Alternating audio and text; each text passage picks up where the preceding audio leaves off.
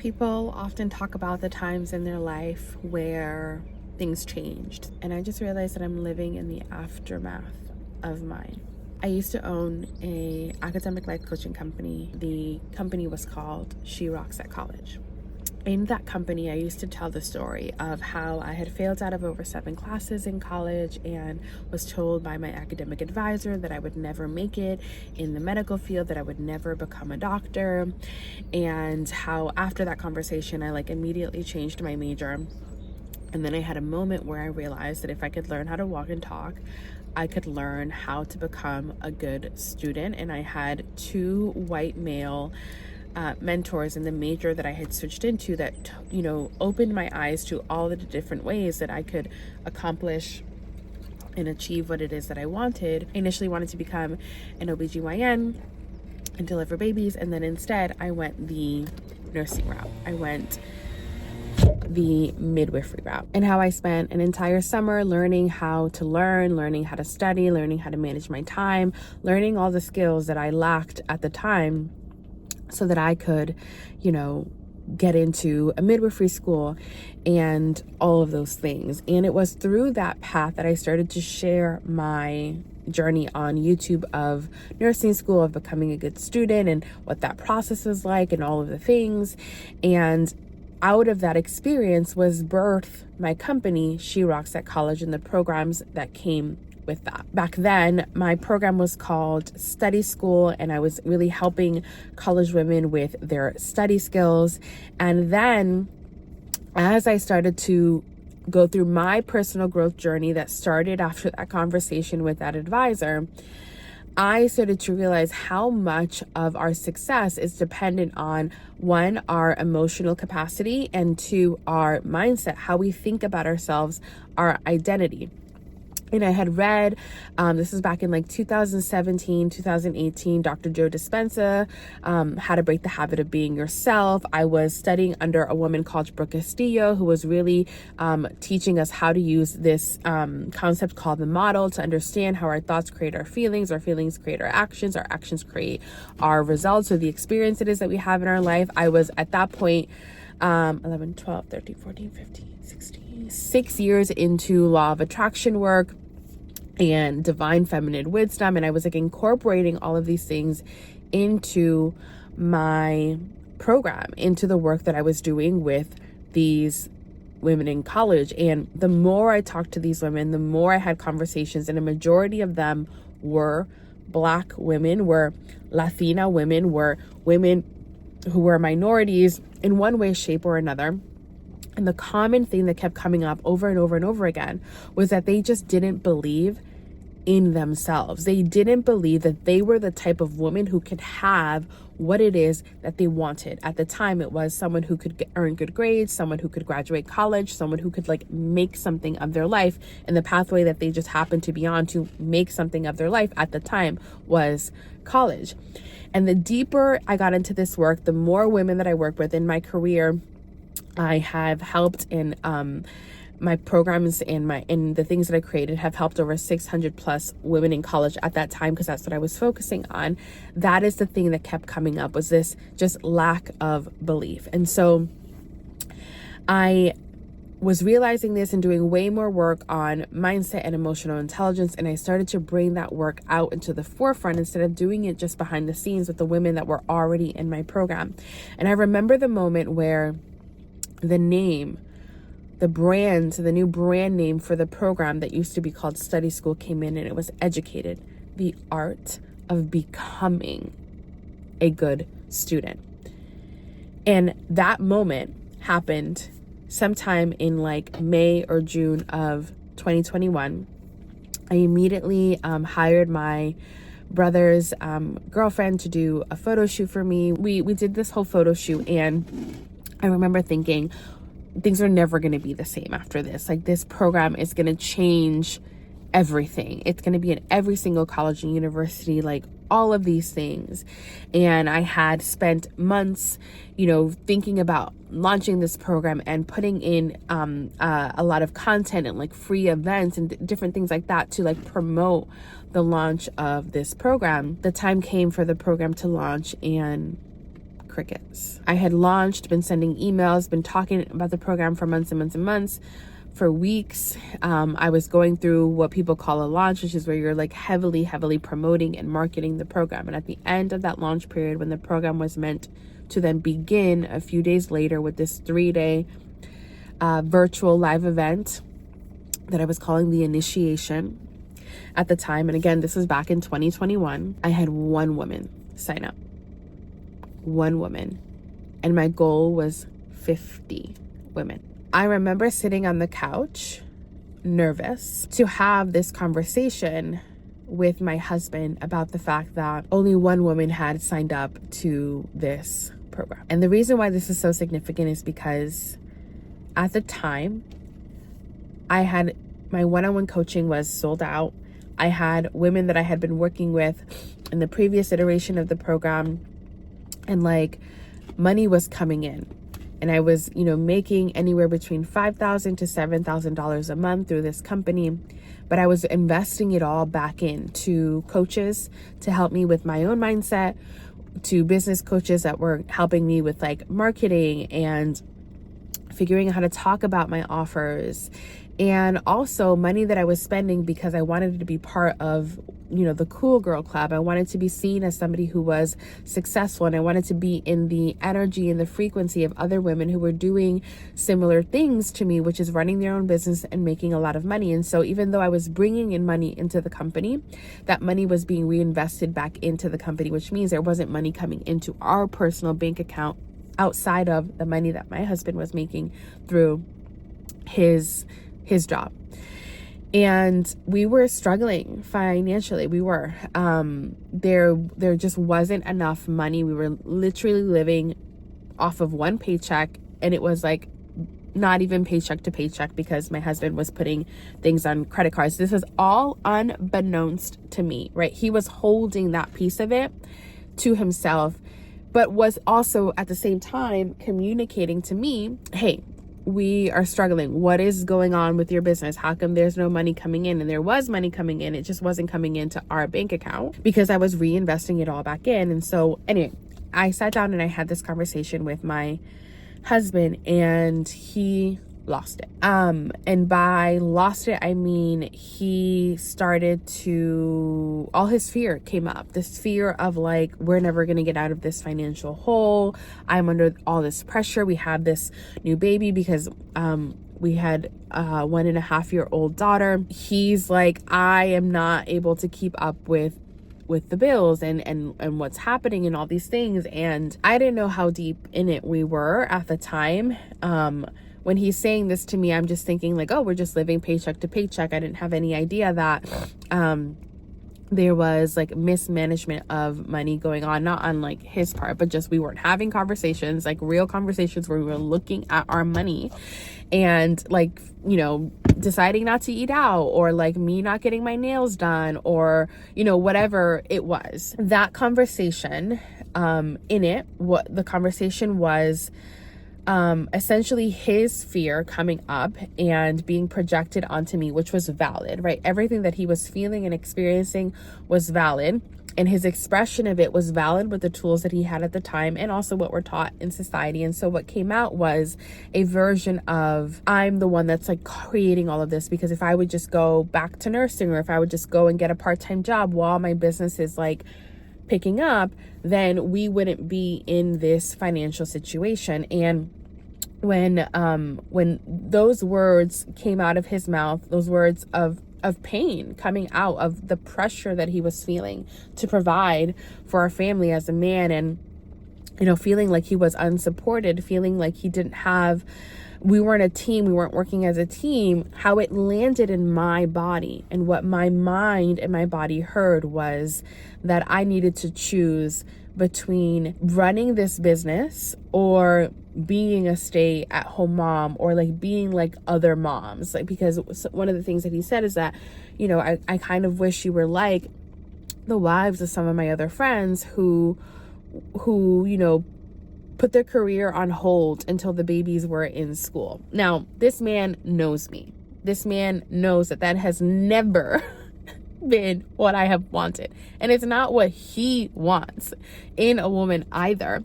But in this state of desperation, in this state of pain, in this state of insecurity, like, of course, these words came out. And I'm able to speak about this from a place of true understanding. But at the time, that man was my enemy. That man was like, he doesn't love me. He doesn't believe in me. He doesn't believe in what I'm capable of.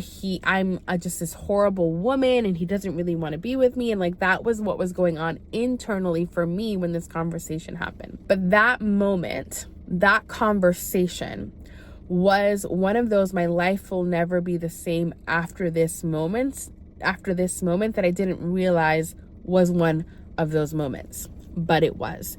And I am now living in the aftermath of that. So we are now it is now July of 2025. So almost a full 4 years since that conversation happened, because it happened in August of 2021. What resulted out of me internalizing what he was feeling and unable to really process on his own, and me internalizing that turned into me essentially becoming not myself.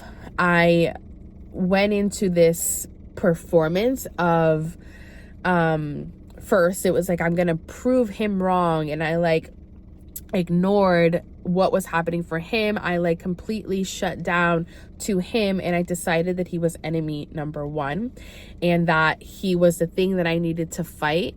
And so that created a lot of turmoil in our relationship, in our marriage. And we were like, that was a really dark period of time in our marriage, in our relationship. And it was bleeding out into everything. I became so resentful of motherhood because, again, it was like, because I chose to have this child, now I don't get to choose to have my career. And like, I always wanted to be a mother, and I always wanted to be a mother in that way where I was like, I had this like successful career. Like, it was always together in my mind. It was never something that was at odds, but it became at odds after that conversation. And so what I did was I went like hardcore in the opposite direction initially of like, I'm going to prove him wrong. I ended up like rehiring a mentor for like $5,000.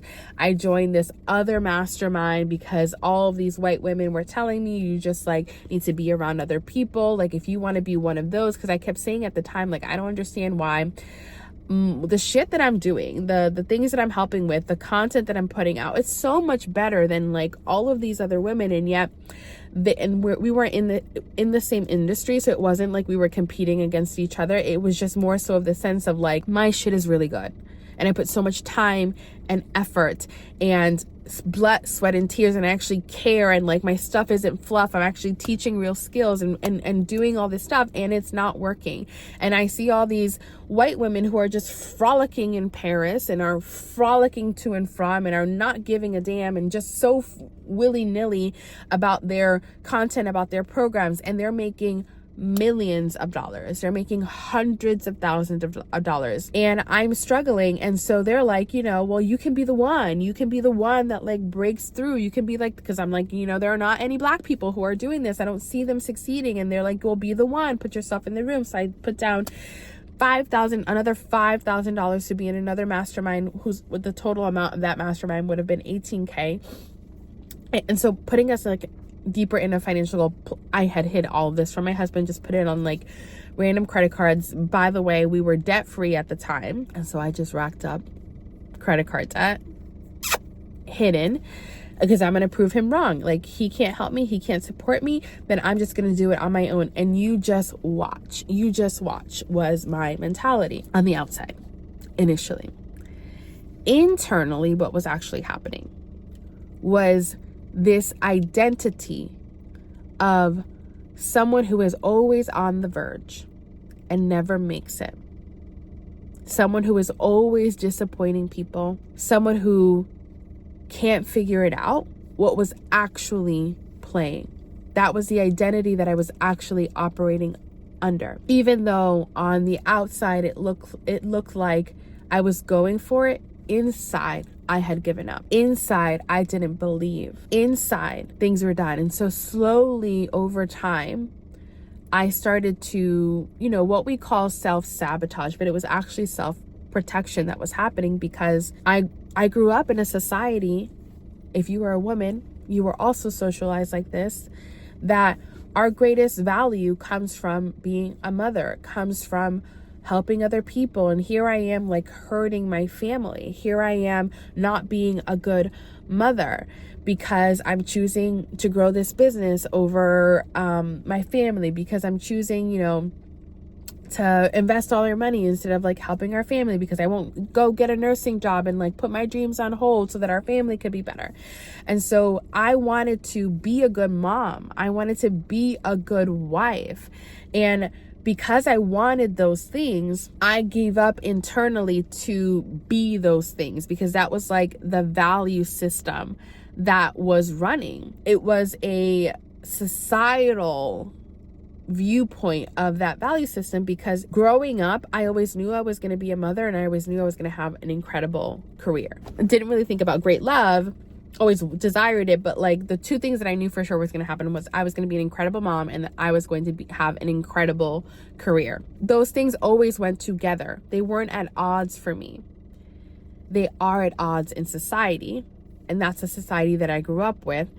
And then that was also the society that my husband grew up in. And so that was what was ingrained in his mind. And we were both unconsciously upholding me to that standard, to that version of motherhood. And it crippled me. Like, I felt awful. I felt awful, number one, because I wasn't meeting that, because I was going the opposite route. Awful there. But then I also felt awful because I wanted to meet that, and to meet that meant I had to give up who I actually was and what I actually wanted and desired. And so I was stuck in this place of like, I don't know what to do. I don't know where to go. And so what happened was I went internal and started to shame myself for how I was and how I was failing here, and judge myself and criticize myself and berate myself and beat myself up and like essentially give up. And that led to a moment where I was driving on a bridge. And again, I've told this story before. I was driving on a bridge, and for a split second, I had this thought of like, you could.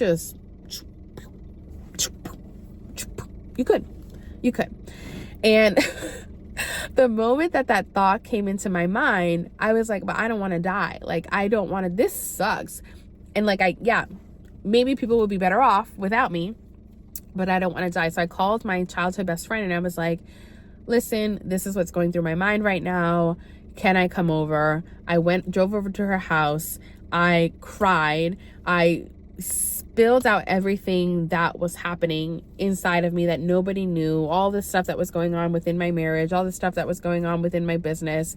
When it was coming out, I pretty much like blamed my husband, like he doesn't understand, because I was still like in it. He doesn't understand, and like he's asking me to choose and I don't want to choose, and like he doesn't believe in me, and like I just feel like I'm failing, all these things. And so I also had told my mom about the suicidal thought.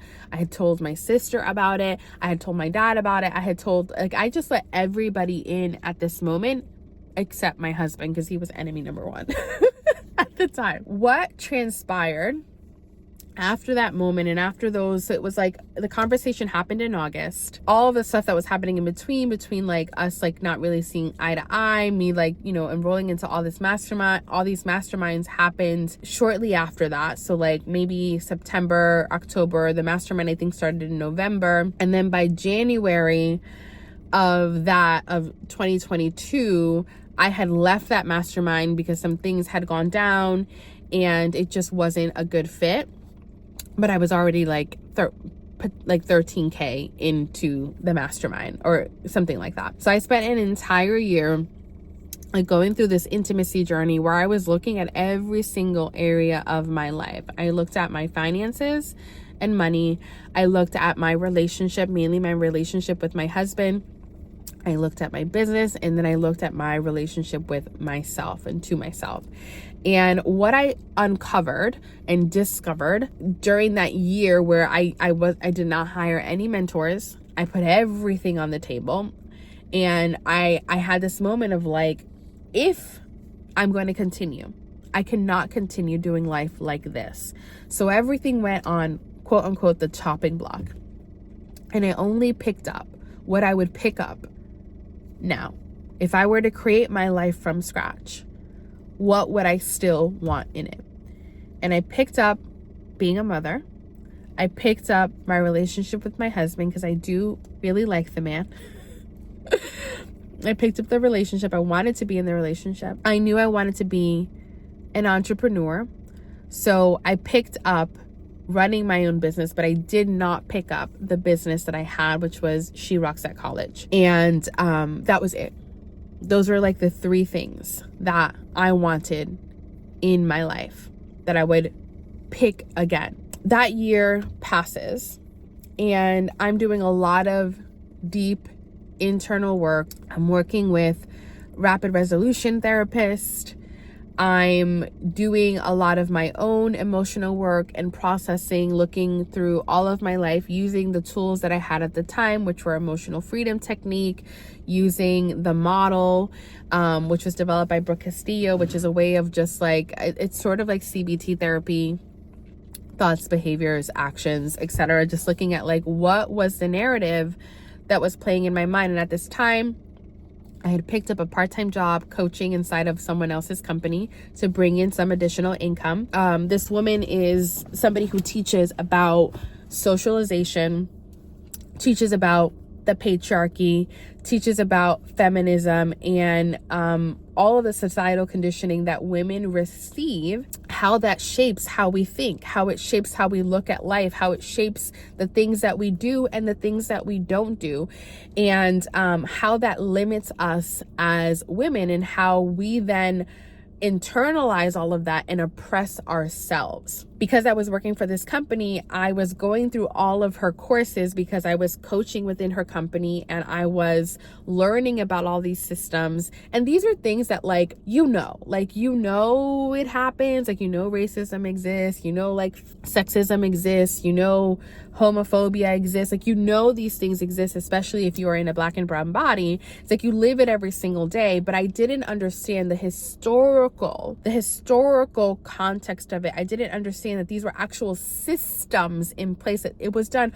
on purpose, that like this is shaped into our society, and these are not beliefs that we are born with. These are beliefs that are getting implanted into us. And so because I was doing this work inside of her company and going through the courses so that I can learn them, so that I can help and support the clients that she had, I was using these tools to do the patriarchal deconditioning work on myself around these societal things. And what I realized was like, oh my God, a lot of the things that I believe, one, are not true, but are not my beliefs. They're not things that I actually want. They're things that I've been told that I should want or shouldn't want. They are things that I saw growing up and I just, assumed that that's the way that things were. And so when I started to do that work, that deconditioning work, strip away all of the shit that was placed on me, what came to the surface was who I actually was. I started to hear my own inner voice. I started to hear my own desires. I started to hear more loudly, more clearly, my own intuition. And that intuition whispered that I needed to close down my academic life coaching company. That voice told me that who I was as a woman and the things that I wanted were actually normal. There wasn't something wrong with me. I wasn't broken. I wasn't a bad mom. I wasn't a bad wife. That inner voice told me, you need to work with the sex priestess. You need to be doing erotic and emotional, sensual work on yourself, self-intimacy. And so now we're in February of 2023. So 2021 happened, August, the conversation, the things that transpired, the mastermind. 2022, left all coaching, left all masterminds, just started doing inner intimacy work with myself, took that part-time job, started doing the deprogramming, deconditioning work. We're now in February of 2023, and I have hired I have entered into this 9-month program after not working with anyone for over a year, outside of my beautiful friend Esperanza, who tremendously supported me during that time. I am in now this 9-month Mary Magdalene sex priestess initiation school temple, learning, pretty much sitting in sacred feminine ceremony every single week with the woman who was leading that program, and every single day with myself. And through that practice, my intuition, my inner voice, my inner knowing, my psychic gifts woof, just like lit the F up. By April, I had found this woman named Sarah Jenks, who is a priestess from the Avalonian lineage.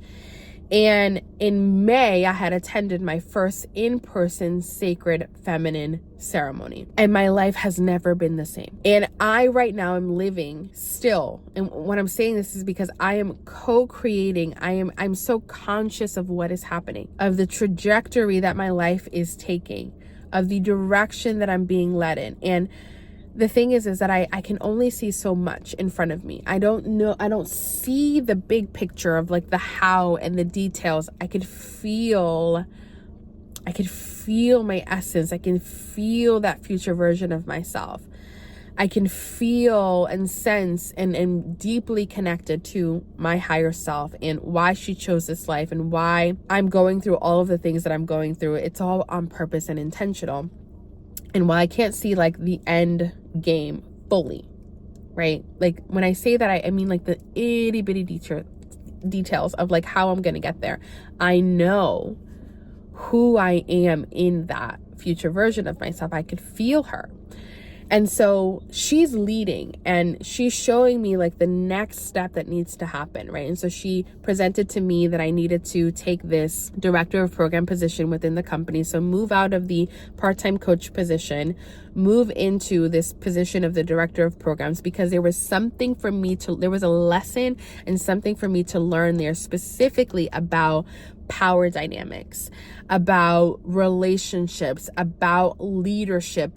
I knew that it was part of my becoming. And so I took the position, and the initiation and immediately began. That is a whole other story in and of itself that I will tell at another time. I knew that I needed to go deeper into this priestess work. And so I'm like sitting in sacred feminine ceremony in person as often as I can with this priestess Sarah Jenks. I get invited to an event with her in August, the week of my birthday. So we are now 2 years later from this event, and I'm sitting in a chair, part of a photo shoot that she invited me to, which is an actual ceremony, but she runs her photo shoots like an actual ceremony, so we can capture like the real process, the real everything of the events. And I am finding myself crying in front of all of these white women who are all predominantly white, and out of my mouth comes the words, I feel like no matter how successful I get, no matter how much I achieve, it will never be as good or as impressive as what a white woman would achieve. And I'm tired of being the only black woman in the room who is quote unquote successful, and also always in that room being the least successful person, of course, because I'm the only black woman. And I'm sobbing and I'm going through my own process. And what I should do is in the description box, I should link one of the Instagram reels that came out of that photo shoot, because you will see my actual tears. You will see like the whole process of it. This was like a campaign for that woman's company. And that took me deeper into like anti-oppression work within myself, specifically around racism, around colorism, around my identity as an Afro-Latina, and all of the program that I took in around whiteness being dominant, being the norm, being the thing to aspire to, and how much I saw blackness as something that is less than. And so that brought up a shit ton of anger inside of me. It also brought up a lot of shame because I didn't realize how deep these programs ran around my blackness and around whiteness, and how 90%, 95% of the women who I had hired since 2021 had been all white women, and how like ingrained in my brain, I also saw them as more successful than black women who were probably teaching the same things that they were. And I have done so much work around all of this. And right now I am in the phase of the moment after, where I've decided that I too get to be successful, because we have always been successful. We have always been the blueprint. Everything that we have been fed about needing to work twice as hard, or black women not being soft, or black women this, or black women that, or Latinas this, or Latinas that, is bullshit. We have always had the same, I'm not going to say opportunity, but we have always had the blueprint of success in our body. We have always been the norm. We have always been good enough. We have always been perfection. Our birthright has always been to become who we came here to be. We get to live the life that we want. Beyonce says in one of her songs, life is your birthright. They hid that in the fine print. Take the pen and rewrite it. And I am rewriting the story of my life without the narratives that I was fed, without the beliefs that I have been programmed with. I am free. And I am right now living in the aftermath of that conversation, because it was the catalyst of everything that has unfolded since then. And man, does it feel so good to have done this work on myself and to feel this free, this in love with who I am, this in love with life, this confidence that I have, this certainty that I have, this knowingness that I have, that I'm a fucking queen, that I deserve everything, that I was meant to have everything, that nothing sets me apart from white women. There is no pedestal here. I too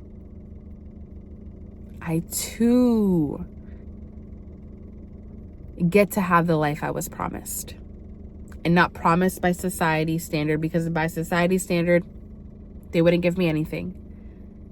The promise from spirit, from God, from the goddess, from the mother, from all that is, which is I get to be whoever I want.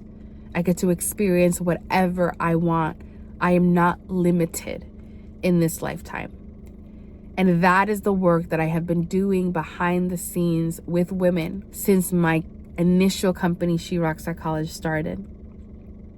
And I'm seeing the through line, my tagline for that company. And it makes me cry when I think about it, because just the synchronicities and like how I was being positioned for this all along, and how it was there all along. And when I removed everything, how I see it so clearly now.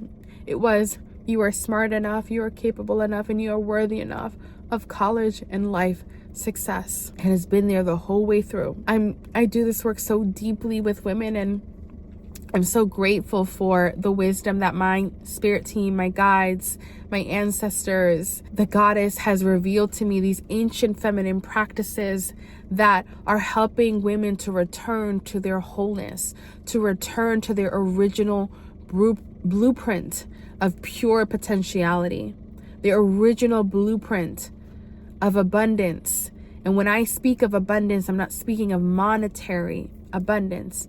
I'm talking about abundance of possibility, abundance of potential, not being limited by anything. If you are desiring or wanting to work with me in any capacity at all, you want to start removing some of the limitations that society has placed on you that you've internalized. You can start with my Shakti energy healing sessions virtually, or you can apply to work with me inside of my program, Chosen, when becoming her is your birthright.